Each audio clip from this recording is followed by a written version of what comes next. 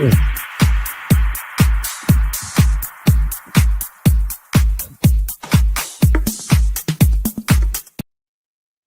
people. Afternoon. It feels like I've not been on screen for a while. I don't know why. Saturday was a day off. Sunday I was at Wembley. Maybe that's the reason. But it's 2 days off and not being in front of the camera seems like a couple of months off. But welcome to everyone already in the building. Smash a like on the way in. We're here to talk about the week ahead, the days ahead, and probably what's gone before us yesterday as well. Many of you probably don't want to talk about the game. Many of you, including me, don't want to read too much just yet. Want to reserve your judgment as to what's happening with Liverpool's attacking prowess and the defensive deficiencies that we have seen. I saw 10 minutes just to go into the game straight away. I saw 10 minutes of us at Preston, and I said, okay, I'm not concerned. I'm not worried, but it's something to keep an eye on. Where Liverpool do look a bit more open compared to last season, and the structure as to how many people we were committing forward. After 10 minutes, I tweeted, and it's good to know people are getting on. And just to blow my own trumpet a bit, it's a good job people are realizing about a month after when I came home and scrolled through Twitter. All the tacticals, the big pages, small pages, or even without the tacticals, they were talking about Liverpool's rest defense. So this is the reason why you should be watching BNR, because not only you get all the news more or less quick, and we bring you all the brilliant guests that we bring you on, but we also just to blow my own trumpet again, is we're ahead of the curve when it comes to the whole tactical side of Liverpool's setup. But yeah, let me know what you thought about the game. I thought we were absolutely brilliant in the first half. I was going to write a thread yesterday, but I was absolutely shattered. I started writing it. I've done about 3 posts on it. So I'm going to probably put that out today. But yeah, there's still plenty to write upon that. And hopefully I'll get it ready by today, and I'll send it out to you guys. But hope everyone's well. There's 275 people already in the building. Smash a like, subscribe to the channel. We're over 16,000 subscribers. And honestly, I'm not just saying this because I'm on camera. Every single time, and even yesterday, the amount of people came up to me from all over the country and all over Europe as well. So I met some people from Denmark, Finland. One guy from Nigeria flew over to watch the Community Shield. He's watching the Bournemouth as well, and he's sticking around for the Arsenal and Newcastle game. He was telling me the amount of people that approached us yesterday saying we absolutely love your work. And honestly, it's an absolute honor. Sometimes I don't know how to react when people just give me a tap on the shoulder and ask for a picture and just want to chat. But I have all the time for you guys, because it's you guys who have supported us and showed us love, and smashed a like when every single time we've asked you to smash a like. You're probably thinking, why the hell are they asking to smash a like? It helps with the algorithms. It exposes the show and the channel to a lot of more people on YouTube. So please keep on doing that. Subscribe to the channel if you're new. And if it's the link you see get shared out on your WhatsApps or your text messages, then just forward it on. Then it all helps us creating and increasing the BNR family. Thank you so much, Michael. Thank you so much. Where were we? What shall we start with? Do you want to start with the Isak saga?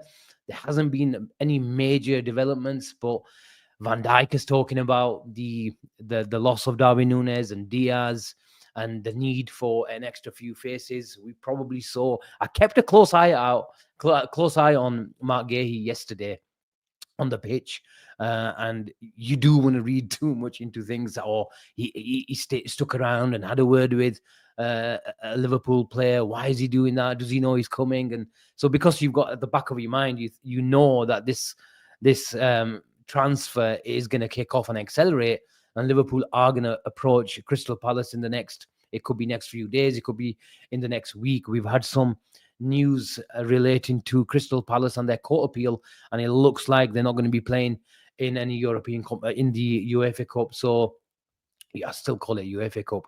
So it might affect their finances, even though there's not much difference between conference and Europa. I don't know exactly what the difference is, but does it really affect them so much that they have to sell Eze and Mark Gahey?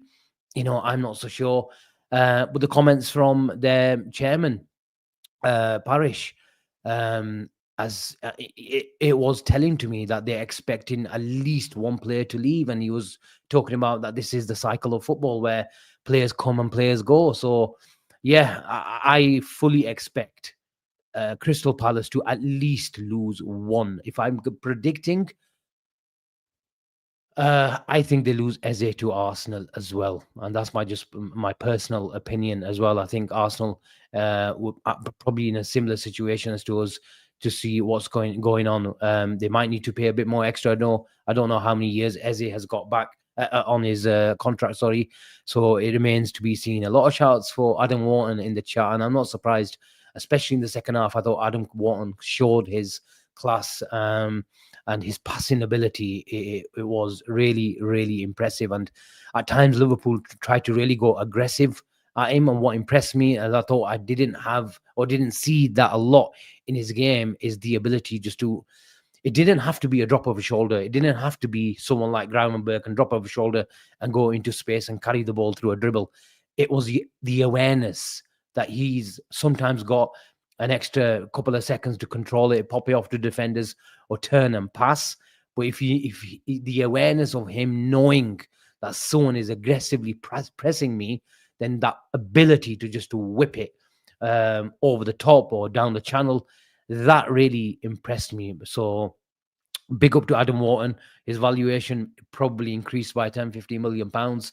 I don't think anyone buys Adam Warton this season. I think the guys that you're probably most likely to get from Crystal Palace this year is Mark Gahey and Eze. I don't think that's going to happen. I think Adam Warton is probably looking at one more season at Crystal Palace, and keep continuing to developing in the Premier League, make a stake for a place in the England lineup as well, and then you can see that signing to be around 70-80 million pounds. So yeah, every time you talk about Adam Warren, you're probably talking about Belabor as well. And I said it only the last show that I think Belabor has got more to his game. But there is a case, and anyone who wanting Gene, obviously you guys know he's been a big, massive fan of Adam Warton. There's a case for a few more specialists coming into this team, and we've seen how much of a revelation Ryan Gravenberg has been in the number 6 position last season. But you still wouldn't call him a specialist number 6. You still wouldn't call a few players in our team specialists, especially the way, like, for example, I'll give you an example. Milos Kerkez, he's a proper fullback. He goes up and down. But at the moment, it's fair to say Arnie Slot, the way his core principles as a footballing coach, it doesn't at the moment suit Milos Kerkez, even though Milos Kerkez, there's no problem with him. He's playing really, really well, especially when he goes and attacks the space ahead of him. But Milos Kerkez is more of a Jurgen Klopp fullback, where he'd sit on the halfway line and then attack the ball with the ball being ahead of him, going into those attacking thirds. If you check Milos Kerkez's heat map just from yesterday, it's very, very few areas that in the final third are covered, and that's down to Arnie Slot's stay and go option. And I don't mind that, but I'm just giving you an example of the specialist in a specific role. So yeah, I think Milos Kerkez can develop into that. He's not the technical level of someone like Mendes at PSG, but he's got plenty of technical ability that I can think he can develop and make him into a ball playing defender, as well as a proper fullback or marauder, as you call him. Billy's in the house. Nice to see Billy in the building. I didn't get to chat to him yesterday. I want both types. I remember the call-in show. I don't know what he's talking about now. Okay. He's probably talking about the number 6 role. Yeah. If Aki's in the building as well, he's asking me. I think he asked me last shows that who do you prefer, Adam Warton or Baleba? If I'm honest, I have to stick with my previous prediction, even though Adam Warton impressed me as to what all the things that I've been talking to you about in the last 5 minutes about how good he was on the half, not on the half turn, but his spatial awareness was very, very good. But I'm sticking with Baleba. I think Baleba, in terms of those raw traits, he can be a disciplined six if he's coached well, and Arnie Slot is that coach. We can also show number 8 traits as well. I think he can be the complete midfielder, where Adam Warton, I think, can be a specialist player. I don't see Adam Warton going and carrying the ball as a Ryan Gravenberg and being a number 8, receiving the ball back to goal, because when you do need to play in Arnie Slot, and that's what my thinking is at the moment. Why is this Liverpool team so fluid? Is it because that we don't have specialists and we have to make sure all those players have to be fluid and interchanging in positions to make up for the lack of specialities in the lineup? Or is it because that we just we want to be a PSG where we want to confuse teams with so much movement in and around the box and all over the pitch? I think it's a bit of both. And this is the reason why I think our defensive frailties have been slightly exposed. Yes, you have to caveat every single thing as to what the manager said yesterday, as you're going to get a few teething problems when you lose the likes of Trent, you lose the likes of Diaz. And I mentioned it after, again, I come back after 10 minutes watching the Preston game, and I was lucky enough to be in the media press, and it gives you a really good view. Sometimes when I'm at Anfield or when I'm row 7, row 8, you get the intensity and how how much the sort of the speed of the game is really, really fast, and you get the pace of the game when you're so low.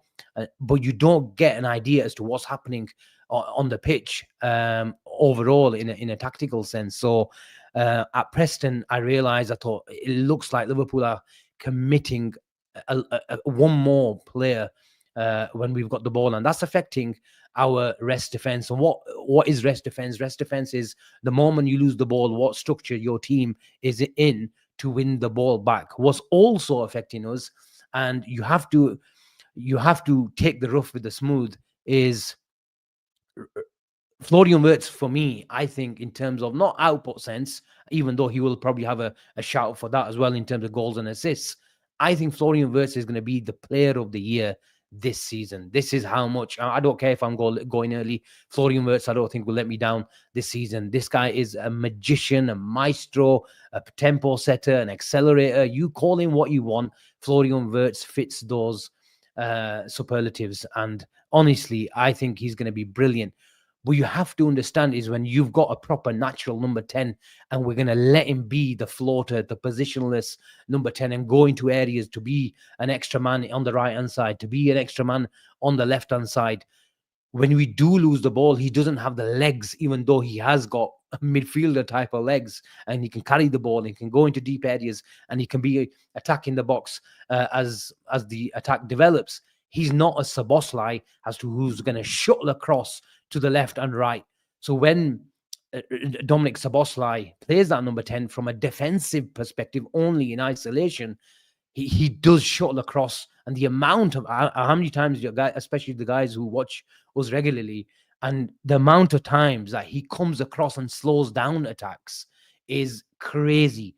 And there's only 2 ways to stop an attack. You either get there and win the ball, or you slow down an attack for your mates to get in position behind you, and that attack doesn't develop, and it doesn't attack.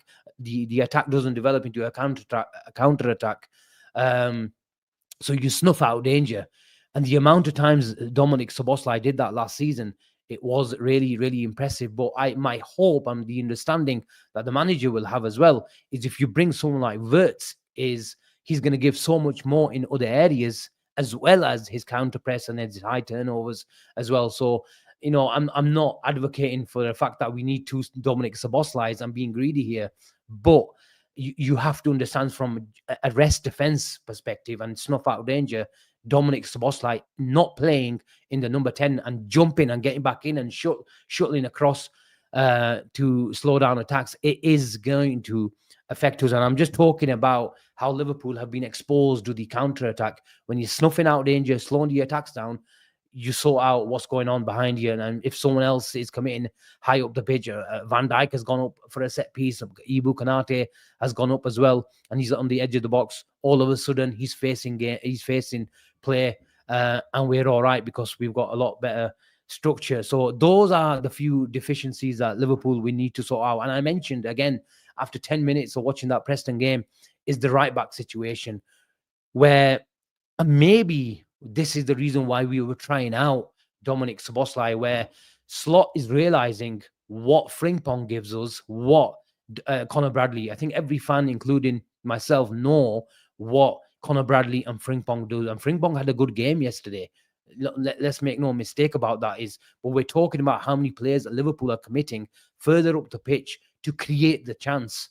So Frimpong is high, he's holding which allows Salah on the inside. Bradley is a bit more intense and creating more movement on the inside and the outside, underlaps, overlaps for Salah and Florian Wirtz. He's the extra man for that cutback later on in the attack.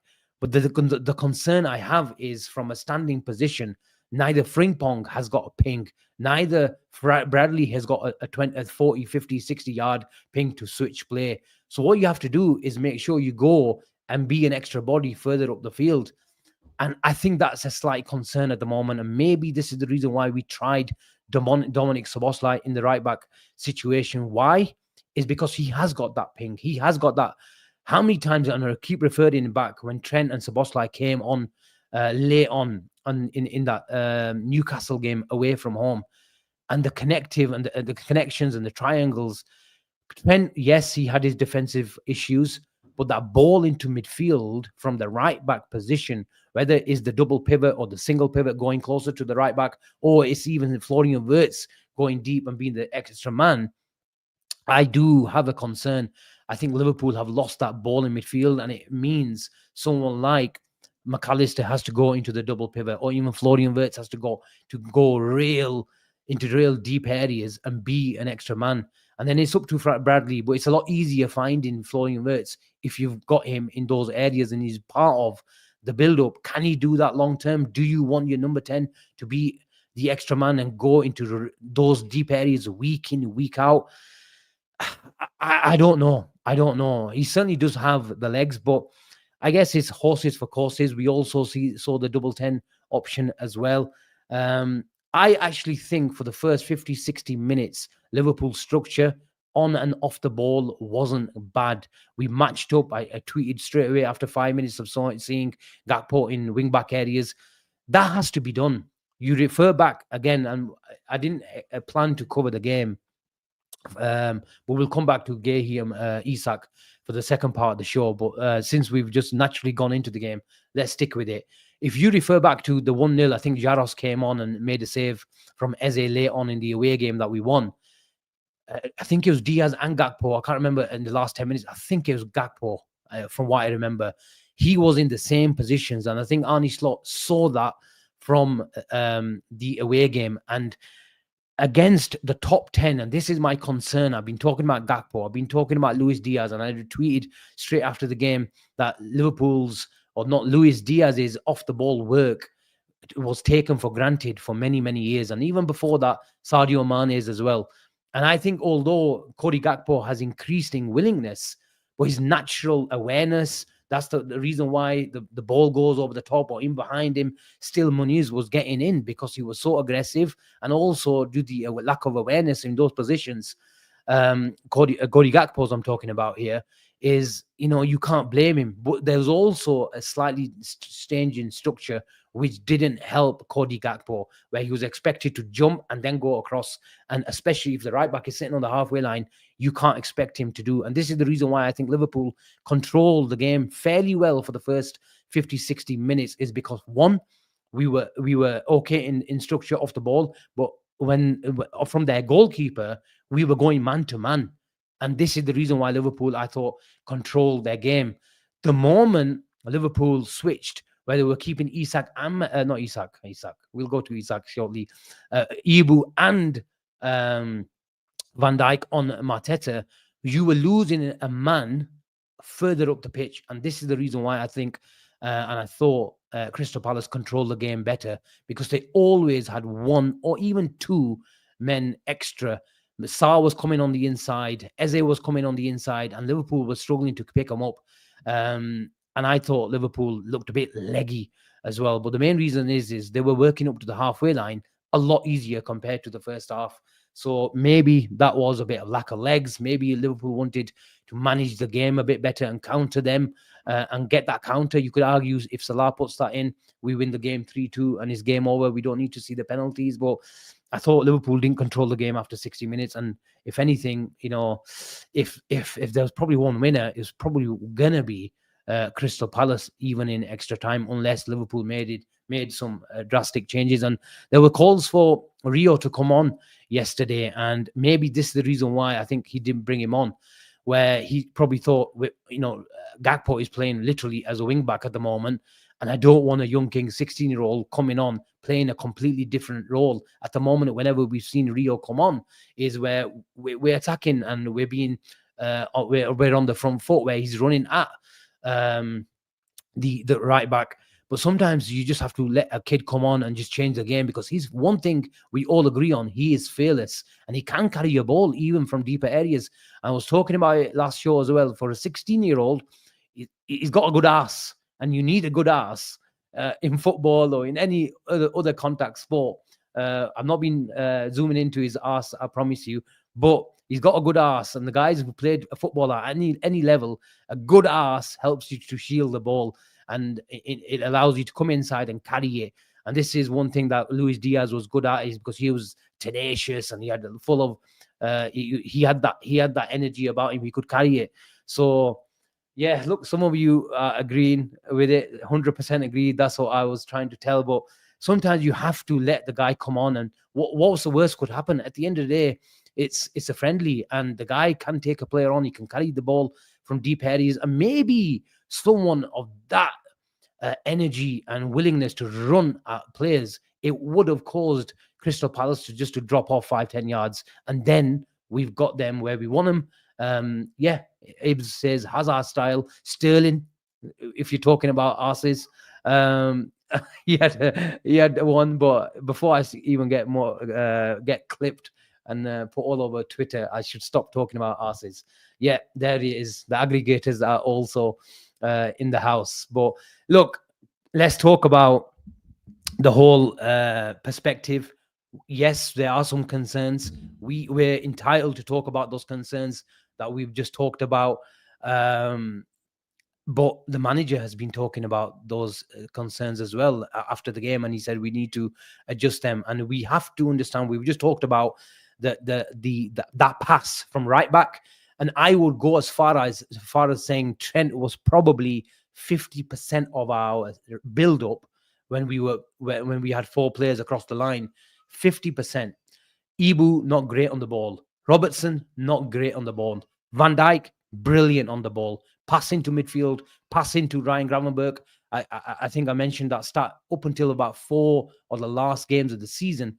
The pass from Van Dijk to Ryan Gravenberch was the highest in the Premier League. So you can understand how much of an integral cog in the Liverpool build-up that was from Van Dijk to Gravenberch. And then the off-the-ball duties, the pressing ability, the cover shadowing of Luis Diaz, and just the general willingness and energy from him, we are going to miss. And this is the reason why I was happy. I believe in Luis Diaz and Cody Gakpo as on an individual sense. They're both not elite. They're both not elite. There's some elite traits about them, 100%. But as an overall, in isolation, as an individual sense, they're both not elite wingers. But as a collective, and we saw that last season with their goal involvements, I thought I was happy to do that. But the moment you lose Luis Diaz, and I would prefer Luis Diaz any day of the week when you're because this is the point I was trying to make earlier. When you go away to Villa, away to Bournemouth, away to um, Crystal Palace, if you like, to use the most recent example, you have to do a lot of defending. You have to suffer for 15, 20 minutes minimum. And there will be moments of the game where you just have to roll your sleeves up and you have to go up into a back five. At times, Liverpool were into a back six yesterday. That's how much Crystal Palace were pushing on us, although not creating crazy amounts of chances. But Liverpool were in that shape. And when was the last time you saw Liverpool in that structure? And good teams and good players, Mateta, Sarr, Eze, they can hurt you on the counter attack so much. But what I would say is that that's the reason why, as a duo, I was happy with them in that area. The moment you get rid of Diaz, I think Liverpool will struggle if they don't replace Luis Diaz directly. Now, a lot of fans, I was having this conversation on the way back, a lot of fans saying we shouldn't be worrying. Ekitike can do that job. Look, Ekitike looked unbelievable.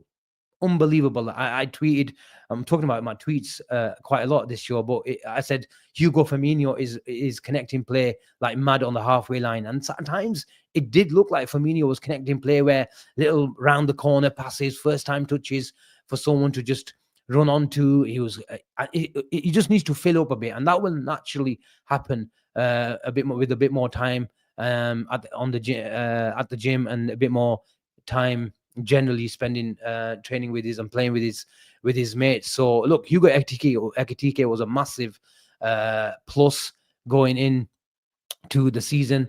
I'm not going to say, look, I was his biggest fan, maybe because I wanted Isak so much, or someone like Julian Alvarez. But Hugo Ekitike, I have no qualms about his technical ability and his footballing IQ. I think he's going to be a proper footballer. And when you've got the likes of Salah and Wirtz and McAllister playing on that left-hand side as well, he is going to connect play. And we saw some of the triangles and combinations with Wirtz. These guys were playing like they've been playing with each other for the last 5 years. So that is something to look forward to. And we're most certainly going to see a lot more of that magic from those players. So, yeah, he looked really sharp. And hopefully there's a lot more to come. But going back to Cody Gakpo and thingy, Luis Diaz.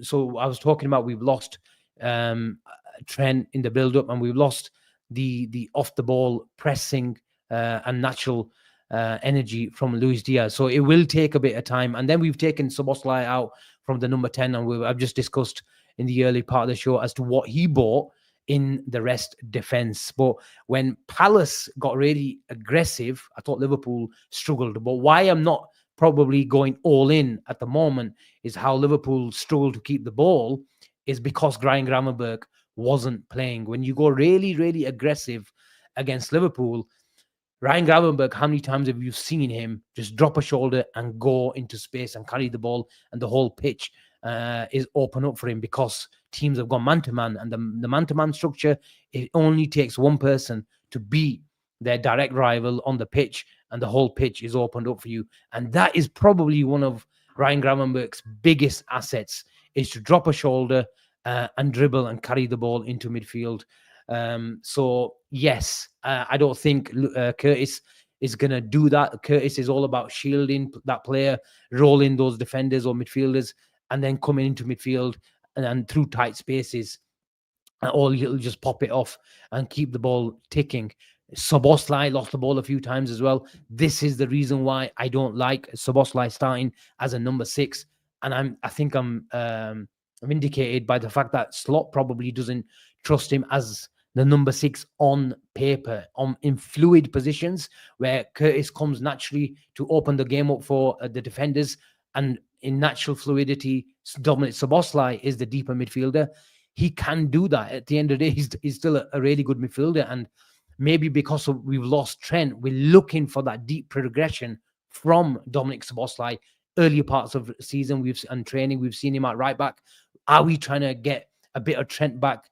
Because what I've talked about is Frimpong and Bradley give you the energy and the tenacity in the movement, but Sobo, it'll give you the tenacity and movement, but it'll also give you deep progression. What? From a standing position. what Frimpong and Bradley at the moment don't have in their game. But I don't like Dominic Szoboszlai being the start in number 6. So yeah, we have to reserve a bit of judgment as when Ryan Gravenberch comes. Let's see how our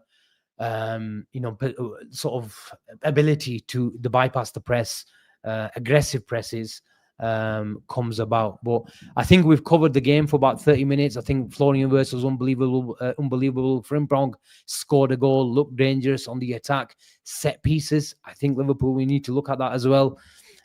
We just don't look a big side. We've never been a big side, and with Frimpong, even though he sometimes marshals that defender or the attacker coming in, and I had a really good view in the first half when Palace were putting balls across the box from my side.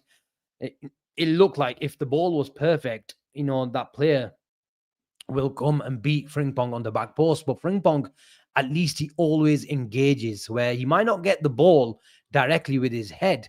We'll always make sure that attacker coming in at the back post is feeling him, is feeling his body, is marshalling him, is pushing him off, putting him off balance. And sometimes that's what just the fullback needs to do. But it is a concern, honestly, that Van Dijk and Ibu are probably the only guys who are going to be like, even Darwin Núñez. How many times did you see Darwin Núñez clear the ball from corners? But hopefully with the Ekitike and Isak coming into the side, that size is still replaced. But Kirke's not the biggest, Bradley's not the biggest, Frimpong obviously not the biggest, Wirtz not the biggest, Salah's not the biggest. So although we've got some big lads in the team, Ekitike, Van Dijk, Kanate, you wouldn't look at Liverpool and say you're a big physical side.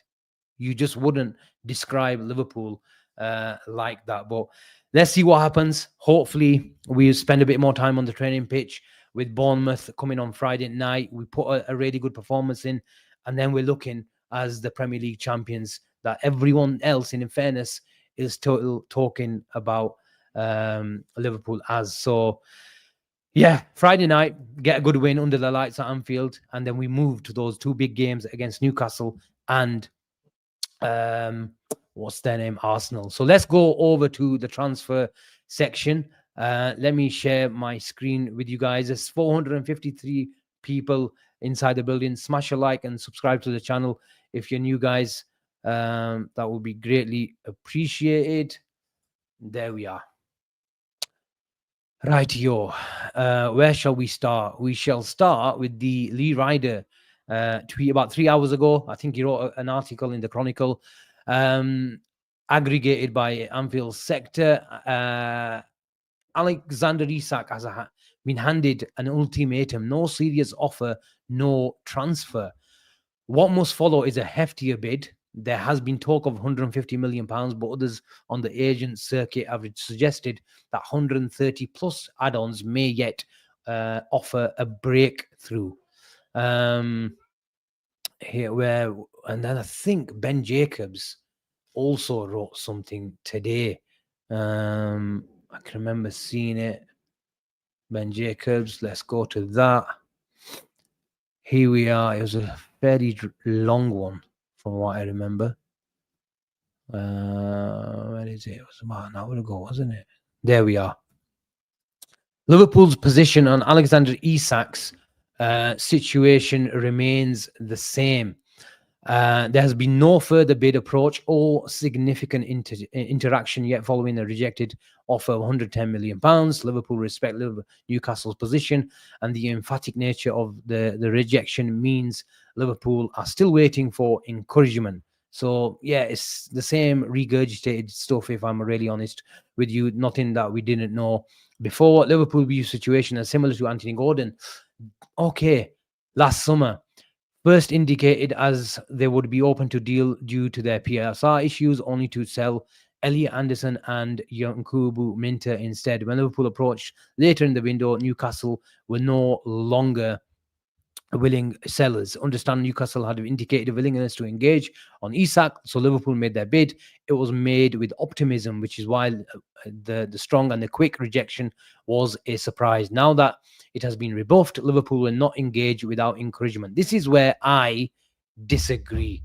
I don't think it's the same situation as Anthony Gordon. Yes, Liverpool were always interested in Anthony Gordon as a player.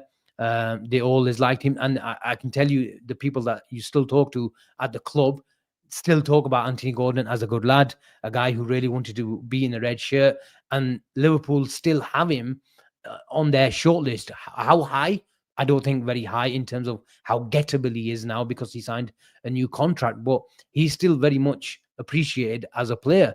But I don't think Liverpool, the crux of the matter is going into the season, how shrewd Liverpool and FSG have been this season, and how the plan was to go big, get Florian Wirtz ahead of Bayern Munich and Manchester City, get the Frimpong situation. We knew probably early parts of March. I think that was the official line from the reporters as to when Trent communicated his desire to leave Liverpool and go to Real Madrid was around March, April. But I think Liverpool were planning Frimpong a long time ago. And even on the left back situation, I think Liverpool made their call on Kirkez's form yesterday and ability and the research and how Liverpool's connections were with Bournemouth. So the plan has been unbelievable for the last 3 to 6 months, or even since these guys have come in. And you can see the fruits now, that how they wanted to assess the squad and go into it. And the bonus was that we won the league as well. And now everybody wants to play for Liverpool as they crowned champions. But going back to the situation of Alexander Isak, I can't see Liverpool just letting go of Darwin Núñez, as much as Darwin Núñez lost the trust of the manager, letting go of Luis Diaz, as much as he was so keen to get a better contract elsewhere. There was a report, I think it was Paul Joyce, that Liverpool offered him a contract. Obviously, it wasn't the type of contract that Bayern Munich offered him. So he wanted, and I think Liverpool reluctantly let Diaz go. But at the end of the day, they let him go. He's gone. We don't have him. And now going into the season, we've got Ekitike, we've got Rio, we've got Salah and Gakpo. That is not going to win you the league. Simple. It's just not going to go. It's not going to win you the league. I really don't believe it is, because we might have starting 11 quality, but I can't see playing 3 games every single week. It's just not going to happen. It's just not going to happen. It's just not good enough. And I don't think I'm alone. There's plenty, and most of you will agree with that as well. Okay, I think they're having a bit of a chat between themselves. I should ignore that now. Tommy says, "Be lucky to get us top 4." And yeah, I don't blame you. I really don't blame you. I think Mohamed Salah is probably going to be up there in the scoring charts again, whether it's for Liverpool or as an overall in the Premier League sense. But I think everyone can agree that even with like Trent, he is going to miss, those direct switches and direct balls down the channel. How many times will we see a ball down the channel? Frimpong and Bradley are going to give you so much in an attacking sense, but just turn a game on a sixpence from a Trent pass. Salah is going to miss that, and again, he's just not going to, probably, in my opinion, go and reach the heights that he reached. Yes, you're not going to do an all-timer season, and we shouldn't expect an all-timer season from Salah again, but he does need support. And we've lost Diaz, we've lost Darwin Núñez, who got some moments last year as well. And just as a body, we need and probably one, if not two, definitely one, and if not two attacking options coming in. So this is the reason why I've been crying out for a direct replacement, one for Luis Diaz and two Alexander Isak. Am I confident Liverpool will do that with 2 weeks left to the end of the window? I'm not gonna lie. I don't think. I'm not confident. I shouldn't rule anything out, especially this summer. But that is, we are really, really thin in the attacking sense and the defensive sense. And there was some pictures I saw later on when I got him back into the car, when Van Dijk was in the dugout and he saw and he was keeping a close eye out on the handshake with what's their name, Slot and Gahey. So there was a lot of talk about that.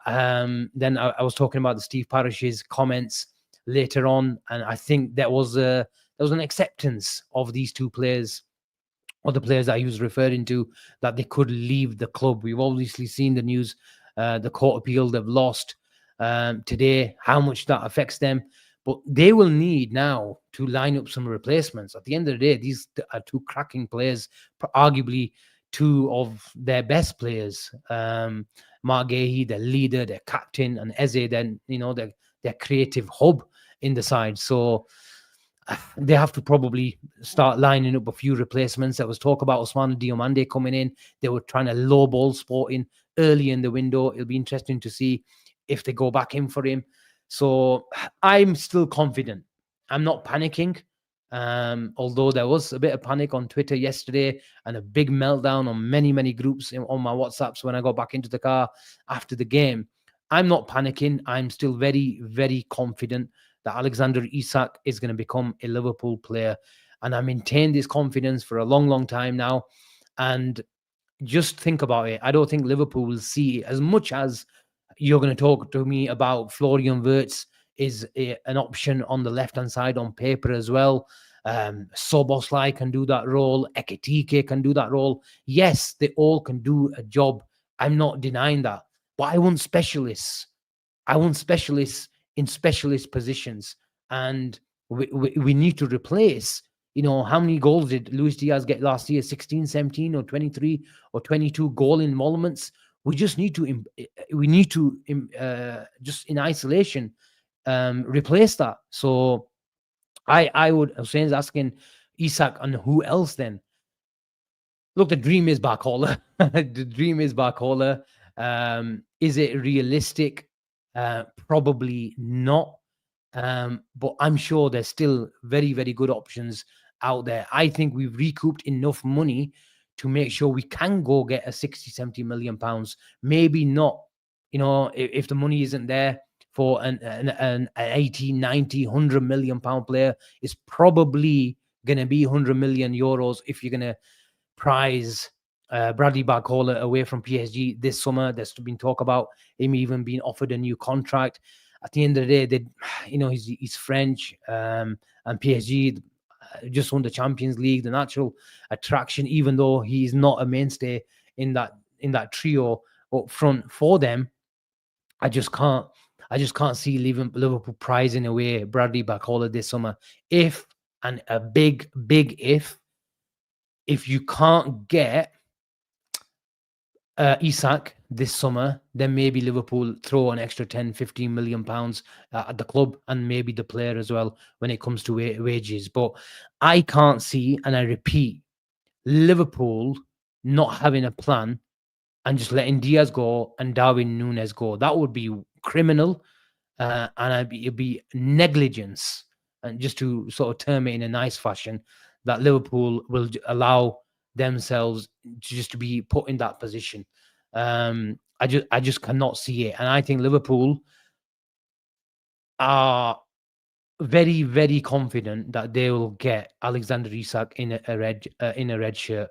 And I just think they're waiting for that moment. And this is the reason why I disagree respectfully disagree with Ben Jacobs. I think that it might be the public pitch or the media briefing as to what Liverpool think about the Alexander Isak situation. I think they're sort of moving away from it in a public sense, as to just to make sure Newcastle are given a bit of a space to get their replacements in. And Lee Ryder and whoever, that Edwards guy, has been very busy over the weekend. Is what they're trying to do is they know Liverpool are coming in for their second bid. And this is the reason why I don't think Liverpool have a deal in principle. I have to hold my hands up. I even said that myself, but as I repeated, I think I termed it wrong. And I had this discussion with a few people on Twitter over the weekend as well. I think Liverpool know it's going to happen.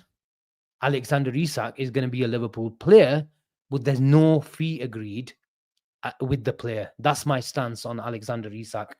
That they know he's going to be a Liverpool player, but the fee isn't agreed, and there needs to be some really good negotiation with that. And what Newcastle and their journalists and their mouthpieces are doing is driving that driving up that price. And this is the reason why the 150 million pounds is still being talked about. I think Liverpool, the moment they see Newcastle get one, at minimum one, it's not going to happen now until they line up. And it doesn't have to be a public announcement for Newcastle to sign up. They will know that this player is going, he's heading for a medical, it's all signed, sealed, and just waiting to be officially announced. And once that is in place, Liverpool will press the button on a second bid. I was talking about the bid and the next bid or two. I said it could be rejected, and that was at the time when Newcastle were slightly favourites and had an official bidding for Tesco. And I was talking about, don't be surprised if one or two bids are rejected and it makes the news. I think Liverpool might just try to do a deal where one or two bids aren't rejected. Can that still be the case? Of course, of course. But I think it might, rather than if there was two bids going to be rejected, I think Liverpool will just try to make sure where they're a lot closer with maybe one extra bid, and then the second bid gets sorted out. Sometimes these rejected bids don't even make the news. So it just remains to be as to what's leaked out, what's reported. But at the time, at this moment of time, I think Liverpool are relaxed. They know it's going to happen. They just need to wait for that official green light in the transfer sense when it comes to Newcastle's dealings. It will happen. So for those guys who are messaging me left, right, and center on WhatsApp, on Twitter, my position has not changed. Once I get Alexander Isak feelings, or feelings in general, they stay unless something very, very drastic happens. And my confidence is very, very much high when it comes to Isak becoming a Liverpool player this summer. Okay, people, I've been going on 46 minutes. I need to go back to work. I'm just going to quickly check. Yeah, look, I can see why people want to speed up things, because I want to see Isak in a red shirt. I want him to see some training. I want us to see him get those minutes in his legs, and the quicker it happens, the better for Liverpool. And this is the reason why I think Liverpool would make sure that it doesn't drag out now. If, let's say, we see some movement this week, tomorrow, let's say, for example, I don't think Liverpool will want Alexander Isak to drag out. But, people have been saying that Newcastle will not want him to play against Liverpool, and it's their interest to drag out the transfer. They might have accepted that he's going to leave, and they're trying to scurry around Europe and the rest of the world to get strikers in. But they also want to keep Isak at the club because they don't want to see him, come to St James's Park in the red shirt, for this season, at least when it comes to a league game. So I can understand that position, but I think Liverpool will just need to make sure they get this deal over the line. And the closer you go to that deadline, the risk increases for a deal to break through. So I think Liverpool will want to get this sorted out over the next week or so. So hopefully we'll see some progress. Hopefully we'll see some movement when it comes to Newcastle signings, and then Liverpool can press the button when it concerns Alexander Isak. I'm just quickly checking if we've got any super chats. I don't think we have. Ibu asks a question. Asim, do you think this will be an important week for Isak, especially with the season starting to? Yes. If I'm predicting something, Ibu, I think something happens this week. Mizgan is panicking. This is why the slow panic. That is dragging. Okay, yeah. Look, I can understand it. Try to quickly pick out a few questions.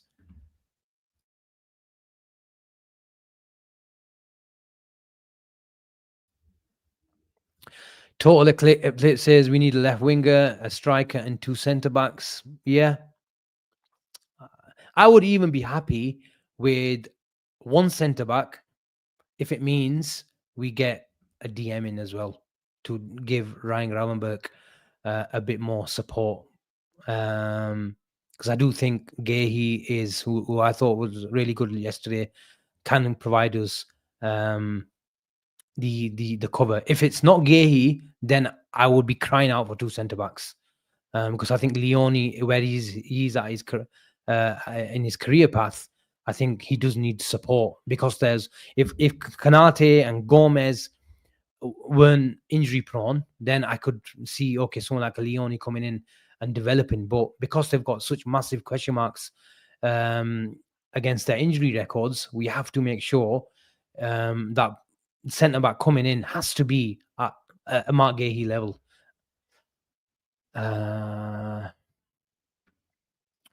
Don, I've just answered this. If I'm honest with you, I'm not confident.